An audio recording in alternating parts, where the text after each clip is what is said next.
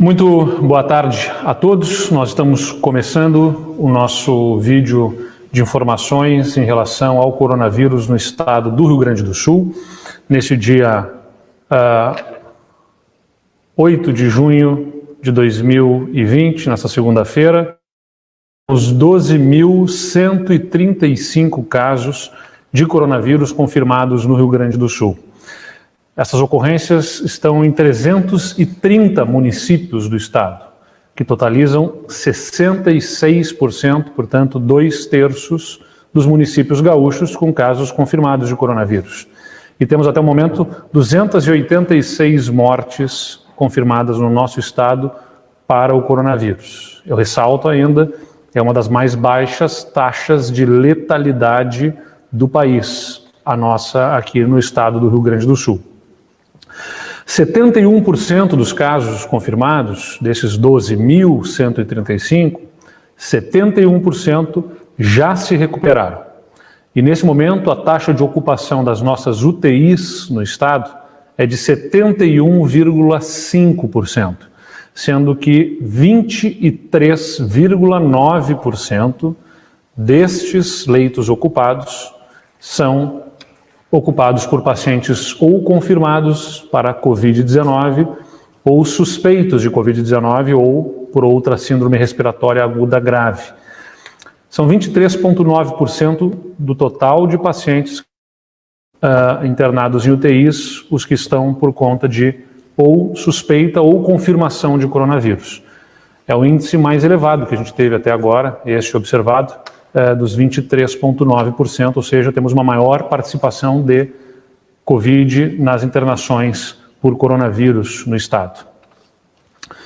No sábado, nós divulgamos, aliás, antes de passar a outra pauta, só para lembrar, todas essas informações, quem quiser acessar, de forma transparente no www.coronavírus.rs.gov.br. O governo do estado do Rio Grande do Sul tem firme compromisso com a transparência dos dados, todos lançados publicamente para saber onde está indo o recurso público e todos os dados relacionados ao coronavírus.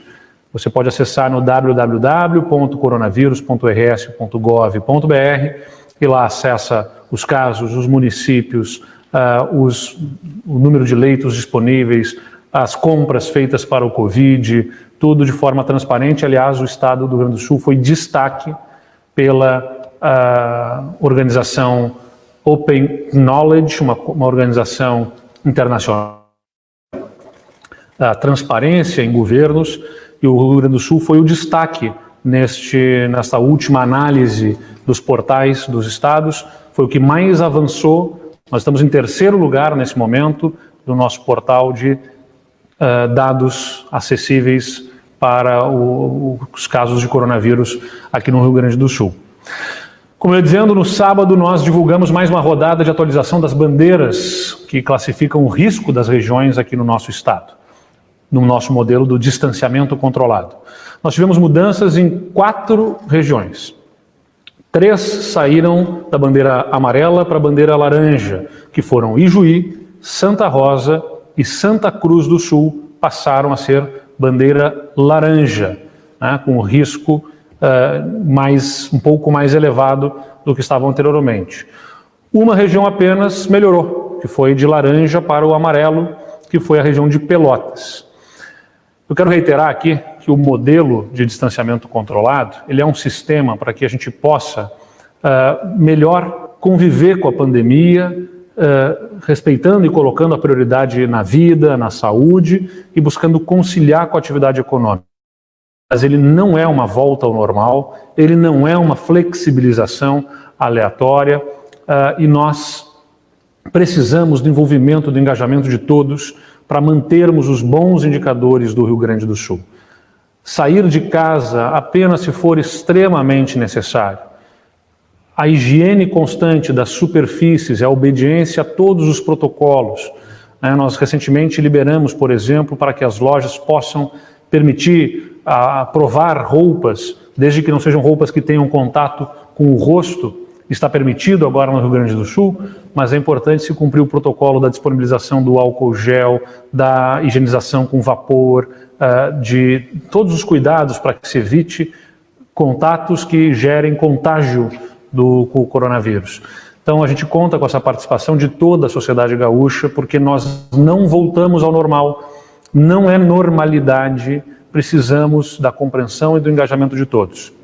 E antecipo também que a nossa equipe de governo, com apoio de especialistas externos, está analisando constantemente o nosso modelo do distanciamento controlado, nos seus critérios, nos indicadores, avaliando e trabalhando para aprimorarmos e ajustarmos, se for o caso, para que eles possam efetivamente refletir a realidade do nosso Estado.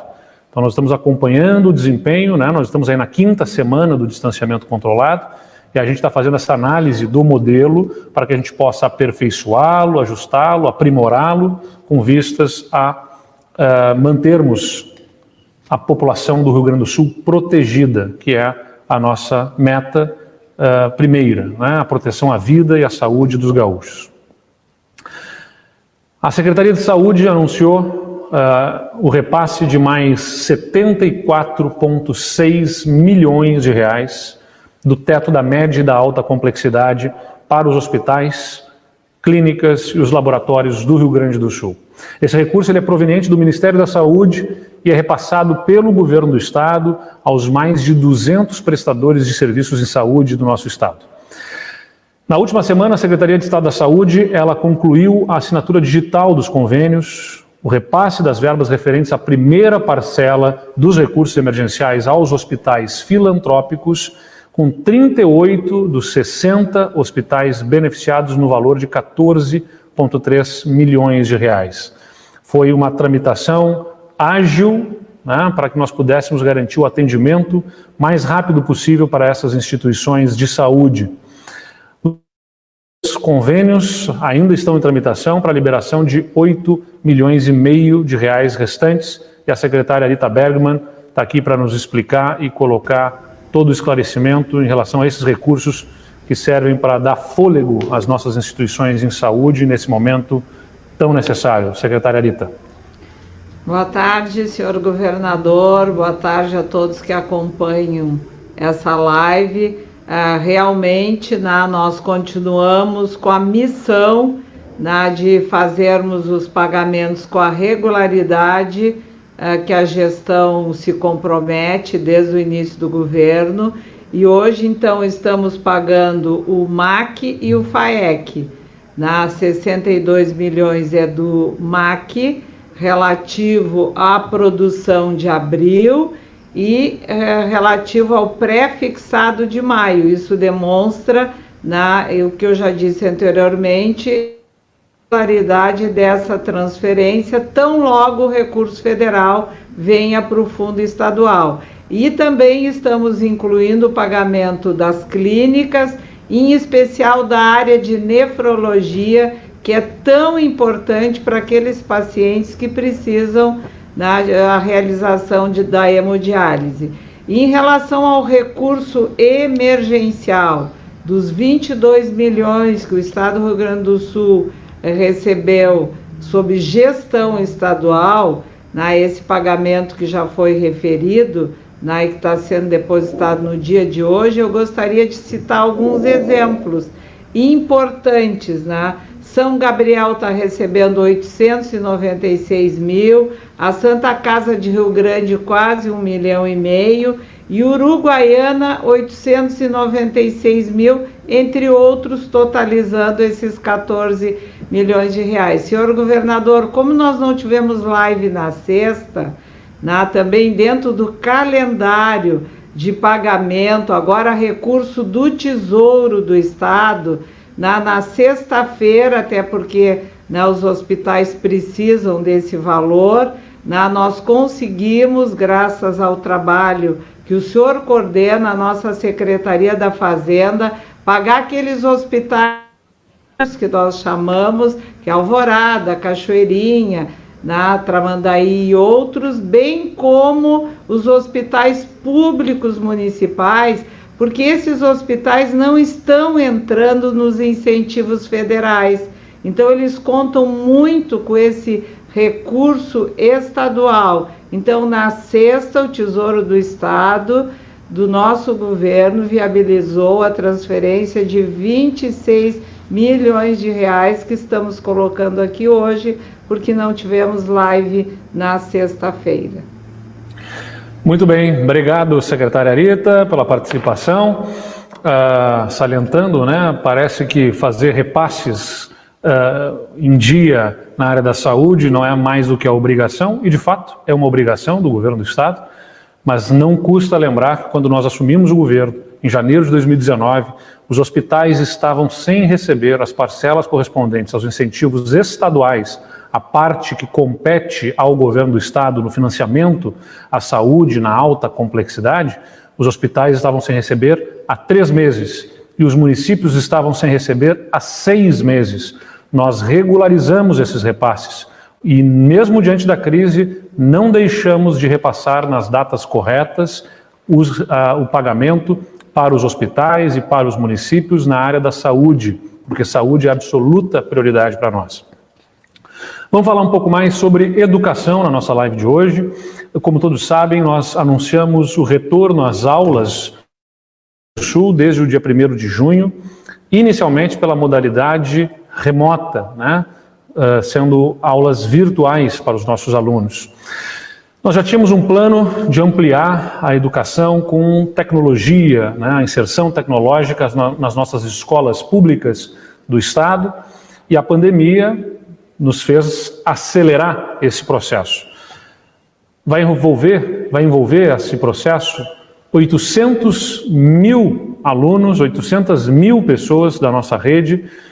O desafio é gigantesco, ele é enorme por conta da dificuldade do acesso à internet, da necessidade da capacitação, tanto dos professores, quanto muitas vezes do aprendizado do próprio aluno a usar essas ferramentas, mas nós estamos oferecendo uma alternativa muito consistente por meio da plataforma do Google, o Google Classroom, ou sala de aula do Google. O secretário Faisal Caran, nosso secretário da Educação, está aqui conosco para nos explicar como é que foram esses últimos dias de trabalho na Secretaria para organizar esse modelo e colocar em prática esse ensino remoto através dessa plataforma. Secretário Faisal. Boa tarde, governador. Boa tarde a todos aqueles que estão acompanhando essa live. Também de forma muito especial, que tem sido nossa parceira ao longo desses dias, a Vânia, nossa intérprete de Libras, né, governador? Bom, tem sido bastante intenso o trabalho ao longo desses últimos dias, que se iniciaram há mais tempo, colocamos assim, governador, em decorrência de um trabalho todo projetado, como tu colocaste muito bem agora há pouco, que era um projeto para 2021, que teve que ser antecipado em decorrência dessa pandemia toda e de tudo que está ocorrendo nos últimos meses. Nós hoje possuímos um grande parceiro, sem dúvida nenhuma, que é a Google, que está trabalhando de forma bastante intensa na formação de professores. Hoje são em torno de 60 mil profissionais que, desde o dia 1º de junho, começaram com a formação, o cadastro na própria plataforma, entre outros. Possuímos, desde o ano passado, em torno de 1 milhão de alunos, servidores, professores, que no Google, e desses hoje nós estamos com mais ou menos 150 mil, em decorrência da primeira semana de cadastro, para abertura e acesso desses alunos às plataformas, né? Então é um trabalho inicial de captação, de adaptação e de aprendizagem do uso da ferramenta, que está dentro da expectativa inicial, talvez um pouco abaixo. Estamos intensificando uma campanha de chamamento junto às coordenadorias, direção de escolas e assim por diante. Mas é fundamental dizer que é um processo que começou há mais tempo, começou trabalhando com a Google no ano passado, depois, no início de janeiro, tivemos a visita do presidente dessa organização aqui no Brasil, mas precisamente em São Paulo, com o qual tivemos o contato inicial, e o grande desafio, sem dúvida nenhuma, é que eles hoje projetam no Estado do Rio Grande do Sul um grande case mundial. E para isso nós precisamos trabalhar com 3 matrizes, entre elas, que é a capacitação, que está sendo feita, né? A abertura de contas e os acessos a essas contas, fundamental, para que se tenha um contato direto, e a questão toda de equipamentos que vão forçar o avanço tecnológico no Rio Grande do Sul, uma parceria inovadora do Rio Grande do Sul com a Google e uma referência que vai fazer o Rio Grande do Sul quando falarmos em investimento em aulas remotas, formações remotas e assim por diante. Perfeito, obrigado, Faisal. Nós também vamos falar com o Alexandre Campos, que é Head do Google for Education e que vai nos falar mais sobre essa parceria, agradecendo aqui a Alexandre toda a parceria do Google para viabilizar educação, ensino remotamente, utilizando a tecnologia para inserir essas crianças e conseguirmos ter crianças e jovens recebendo conhecimento, aprendendo à distância, especialmente nesse tempo de tantas dificuldades da pandemia.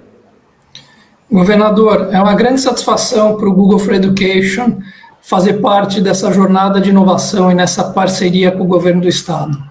Então, temos trabalhado com o secretário Faisal e nossa plataforma foi construída escutando as dificuldades que os professores tinham no uso de tecnologia no passado. E nesse momento de pandemia, ela tem sido usada com grande necessidade para que professores e alunos possam interagir nesse momento difícil, para que professores possam trabalhar em equipe entre eles, para poder manter a escola ativa, manter a curiosidade desses alunos para aprenderem cada vez mais.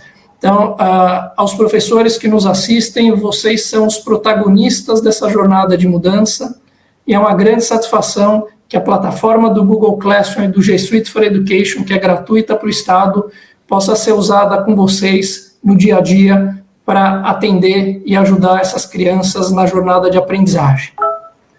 Super bacana essa disposição do Google de participar, apoiar e ter essa parceria de forma gratuita aí com o Estado. Muito obrigado mesmo, Alexandre.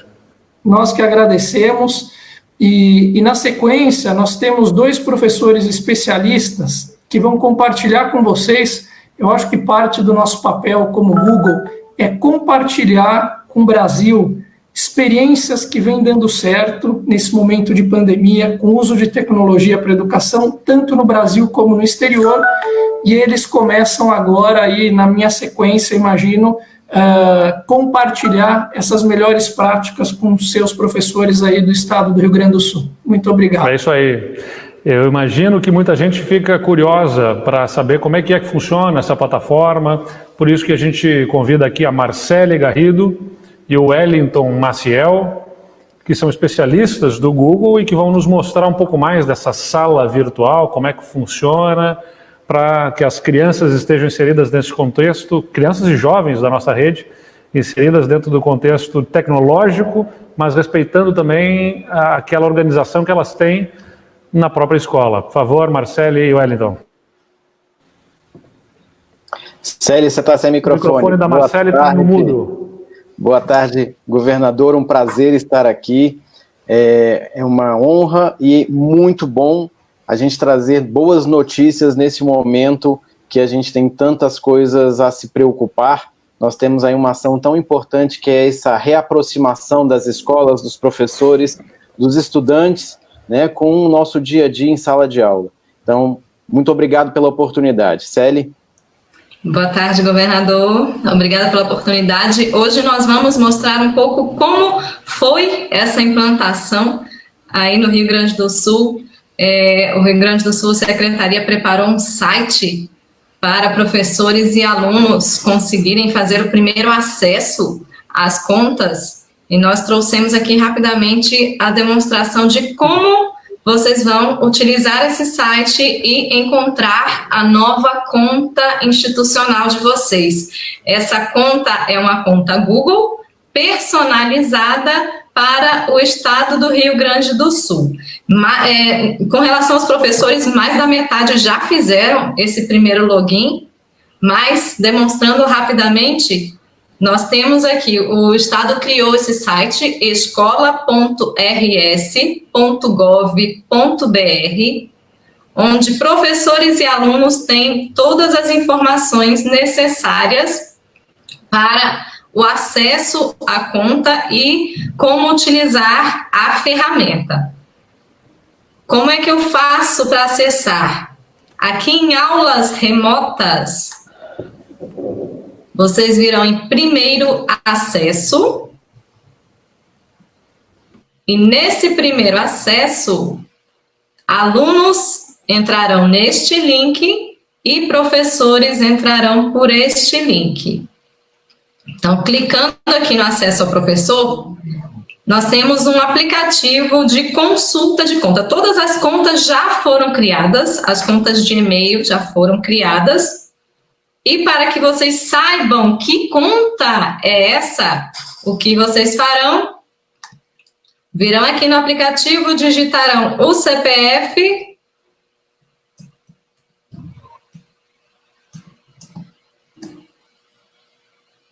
e digitarão a data de nascimento, no caso do professor. É isso, a gente lembra que vai ser muito útil para o primeiro acesso, né? Depois que vocês fizerem o primeiro acesso, tiverem contato, isso não vai ser mais necessário. Então é só para que você saiba qual é a sua conta, como foi montada a sua conta, né? O padrão é nome, ponto, sobrenome, mas você precisa saber a questão dos homônimos e para saber a sua senha de acesso, a primeira senha. Para isso vai servir o site. Isso, então eu clico aqui em verificar conta. A próxima informação, eu preciso colocar alguns dados pessoais para que vocês consigam depois fazer a recuperação da conta. Então, eu preciso colocar um e-mail pessoal e um celular. Isso somente para o caso do professor, tá? A Marcele está mostrando como seria o primeiro acesso para o professor. E aí, para o professor, esse cuidado de colocar os dados pessoais é exatamente para, caso ele precise resetar a senha dele, ele vai ter estes dados e vão ser utilizados tanto o e-mail pessoal quanto o celular para essa recuperação de senha. Isso, então feito isso, eu vou clicar aqui em atualizar informações para recuperação da senha e imediatamente o sistema já vai me mostrar qual é a minha conta, o meu novo e-mail e a minha senha, como o Wellington falou, uma senha provisória. É muito importante que ao fazer o primeiro acesso vocês façam a troca desta senha. Isso, e é bem importante também a gente colocar que essa conta, primeiro, ela é uma conta ilimitada, então para professores e alunos eles vão ter acesso ilimitado para verificarem como é que eles vão, para eles guardarem todos os conteúdos que eles estão utilizando, tá? E é uma conta segura, porque ela é administrada pela Secretaria de Educação do Rio Grande do Sul. Com esta conta, vocês terão acesso a todas as ferramentas que o Google está disponibilizando para o estado do Rio Grande do Sul, dentro desse pacote que chamamos de G Suite for Education. Celi, vamos acessar o Classroom para que eles vejam aí. Então a Celi copiou essa conta, ela vai numa outra aba exatamente fazer o primeiro acesso. E aí o primeiro acesso a gente faz em que site, Celi? Eu posso entrar direto no site do Classroom, que é classroom.google.com, mas aqui no nosso site, no site da Secretaria do Rio Grande do Sul, temos também um local onde a gente consegue fazer diretamente o acesso ao Google Classroom. Então, esqueci como é que eu vou fazer? Eu acesso o site da Secretaria, que eu tenho vários vídeos explicativos e aqui falando do primeiro acesso. Peguei aquela conta, ela é uma conta de e-mail. A conta de e-mail do Google eu acesso entrando no Gmail. Então, apesar de ser uma conta personalizada para o estado do Rio Grande do Sul, ela é uma conta Google. Então, eu entro no site do Gmail e ela já está pronta. Então, eu venho aqui em iniciar sessão. E é sempre muito importante, né, Célia, as perguntas que surgem. Primeiro, tenham tranquilidade, professores, porque nós estamos num momento de, primeiro, adaptação, segundo, de aprendizado. Então, o que nós pretendemos, principalmente com as conversas que nós tivemos com a Secretaria de Educação do Rio Grande do Sul, é aproximar estudantes e professores. Nesse momento, esse contato é o mais importante. Então, paulatinamente, essas coisas vão começar a se ajustar. A gente tem visto isso acontecer no Brasil todo. Então, outros estados já adotaram a plataforma, já estão fazendo as suas aulas remotas, e vale salientar que, por enquanto, a gente não está falando de educação à distância. Nós estamos falando de momentos remotos para que a escola e os alunos não percam esse vínculo. Essa é a questão mais importante. Exatamente. Então, eu vim aqui, coloquei aquele meu e-mail novo e vou clicar em próximo. Agora, eu vou digitar minha senha.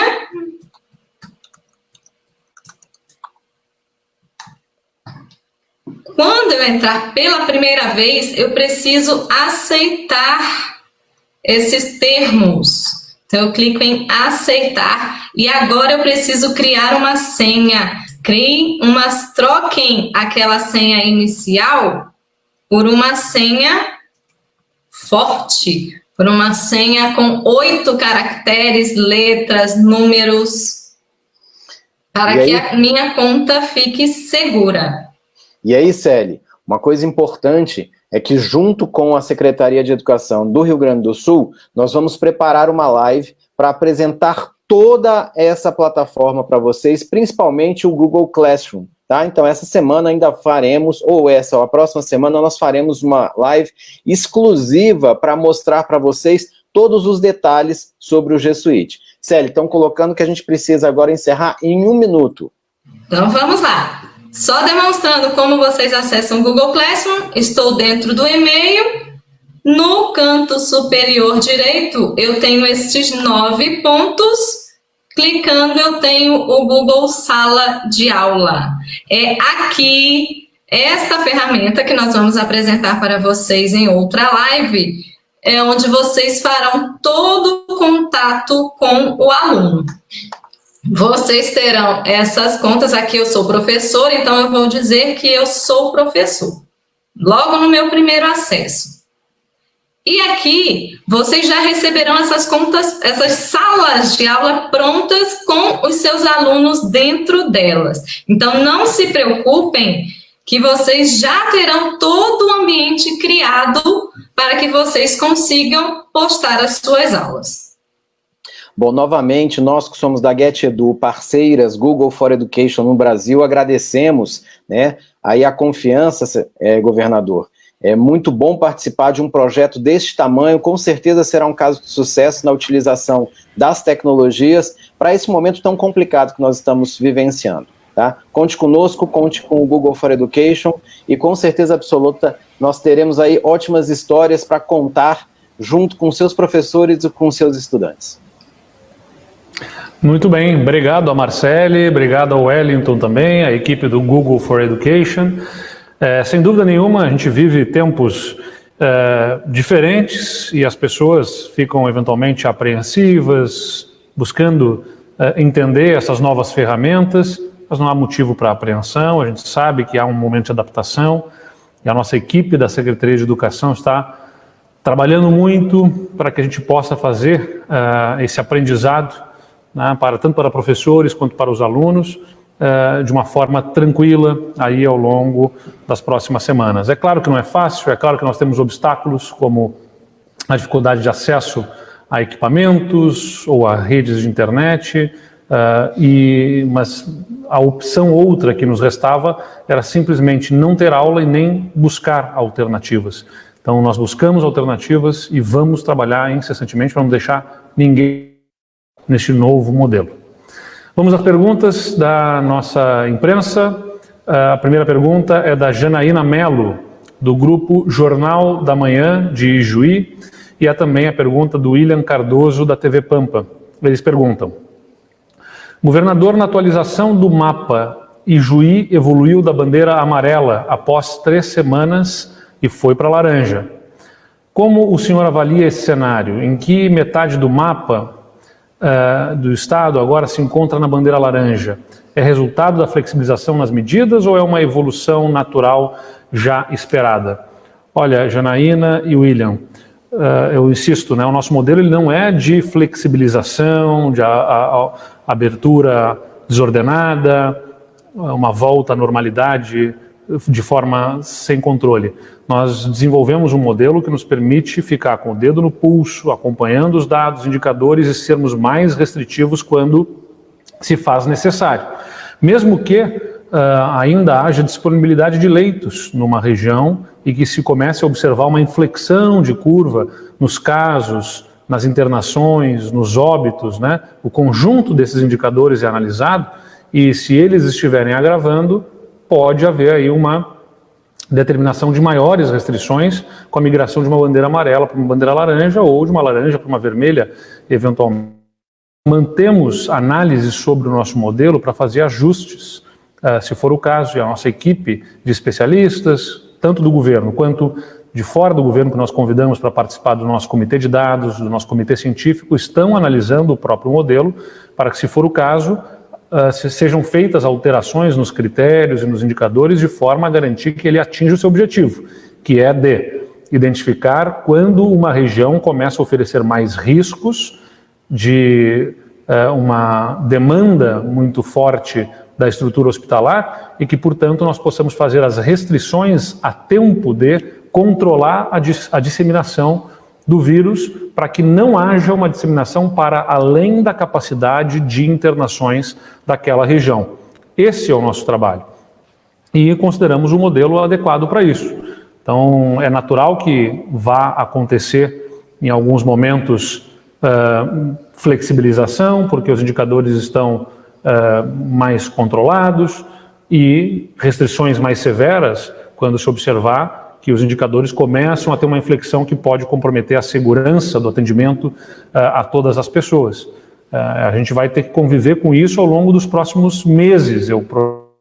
Até que se tenha vacina que gere imunização em massa da população, nós vamos ter que conviver com distanciamentos em algum momento mais restritivo, né, nas atividades, e em alguns momentos relaxamento por se observar indicadores de menores riscos, né, mais tranquilos numa região.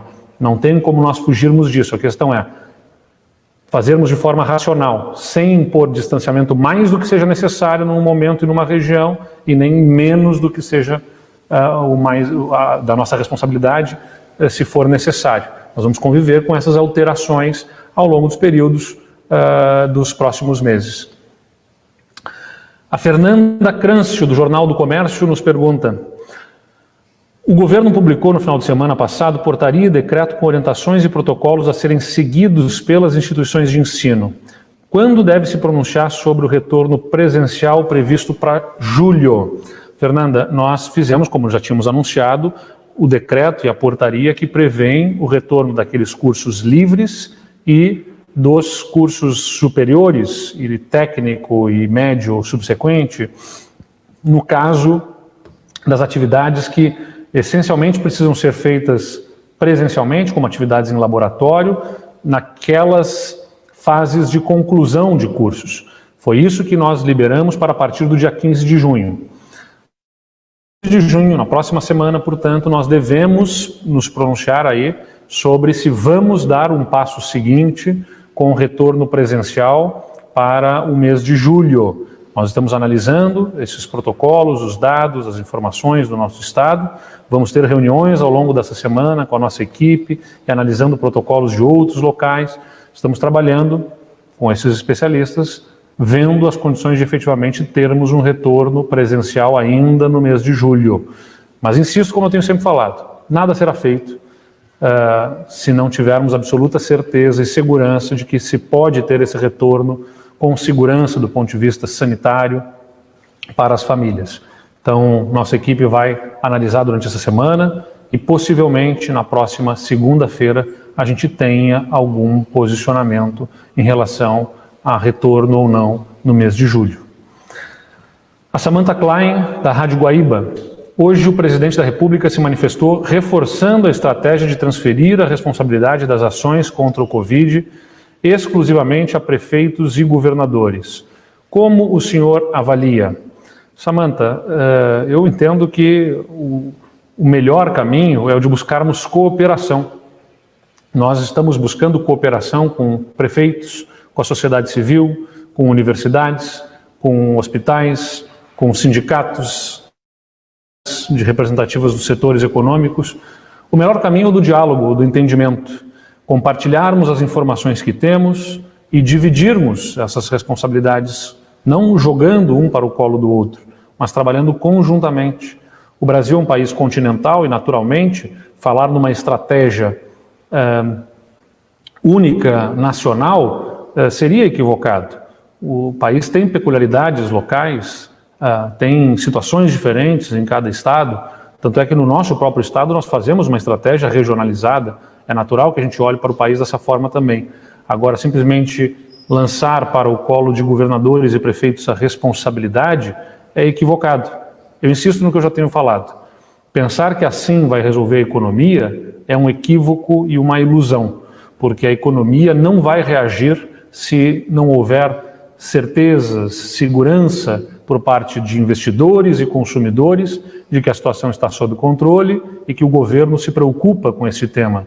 Se não houver cuidado com a saúde e com a vida, as pessoas não vão consumir mais e nem investir mais, aqueles que podem investir, e a economia vai sofrer mais ainda. A melhor estratégia para retomar a economia é da vida, para que as pessoas se sintam seguras e possamos ter uma retomada mais rápida da economia. A última pergunta é do Gabriel Jacobsen, da Rádio Gaúcha. Ele pergunta: como o senhor avalia a omissão de dados e posterior divergência de dados sobre coronavírus por parte do governo federal nos últimos dias? Isso impacta de alguma forma o acompanhamento de casos e a análise do cenário do Rio Grande do Sul? Gabriel, no que diz respeito ao impacto para nós, quando nós fazemos o nosso relatório, consolidamos as nossas informações e posicionamos o Rio Grande do Sul em relação aos outros estados, porque comparar com outros locais é importante, do ponto de vista estatístico, a gente conseguir analisar como nós estamos em relação ao mundo, em relação aos outros estados, em relação ao nosso país, é super importante para nós entendermos se estamos numa velocidade mais rápida ou mais lenta da evolução do vírus. Isso se tornou um pouco mais complexo, especialmente em algumas nos últimos dias, para alguns dos nossos relatórios, porque tivemos dificuldade ao acessar essas informações que eram disponibilizadas pelo Ministério da Saúde. Então isso prejudica a nossa melhor análise dos dados e a comparação com outras localidades. Eu acho um equívoco, né? Acho que não resolve o problema da saúde. Eu me lembro, fui defensor da transparência, quando fui vereador na cidade de Pelotas, fiz lá uma lei em 2009 inovadora de transparência, antes da lei de acesso à informação, e usava, em defesa daquele projeto que apresentei quando era vereador, uma frase de um juiz da Suprema Corte Americana do início do século passado, chamado Louis Brandeis, que dizia: não há desinfetante melhor que a luz do sol. Quando a gente quer limpar algo, a gente tem algo que cheira mal, a gente expõe a luz do sol para que o sol mate, né, o germe da corrupção e possa nos ajudar a resolver um problema. Então, expor dados, transparência é fundamental. Tanto é verdade, Gabriel, que está aqui fazendo essa pergunta, que nós aqui do governo do estado, quando identificamos que em sites especializados em transparência o nosso governo estava em uma posição no ranking da transparência dos estados mais abaixo, imediatamente eu determinei que a nossa equipe identificasse quais eram os pontos que mereciam melhora da nossa parte para que nós pudéssemos fazê-lo, e um dos pontos era que nós disponibilizássemos os dados no formato .csv, e fizemos isso, e avançamos muito na transparência aqui no Rio Grande do Sul, para que toda a informação seja disponibilizada, trabalhada pelos especialistas, fazendo os cruzamentos de dados que desejarem e assim possam compreender melhor e eventualmente até dar colaboração com seus estudos para a solução que o governo precisa, né? Nós temos muitas universidades, cientistas, especialistas dedicados voluntariamente a dar a sua colaboração com produção de artigos científicos, de análises científicas, que podem muitas vezes serem muito úteis para o poder público. Então, disponibilizar a informação e disponibilizar de forma que ela possa ser trabalhada é de interesse público, é de interesse de toda a sociedade. Eu torço que essas posições sejam revistas no governo federal, no sentido de que a gente possa enfrentar o problema e não jogá-lo para debaixo do tapete, o que é, além de tudo, uma irresponsabilidade quando a gente está falando de vidas humanas que precisam ser protegidas e que é o papel do Estado, o papel do poder público. Era isso, por isso que eu agradeço a atenção de todos aqui, agradeço a Vânia, nossa intérprete de Libras, que incansavelmente durante 40 minutos aqui fez a interpretação na língua brasileira de sinais, e agradeço a todos vocês que nos acompanharam, a toda a imprensa que nos ajuda a levar essa informação. Um abraço e até a próxima live.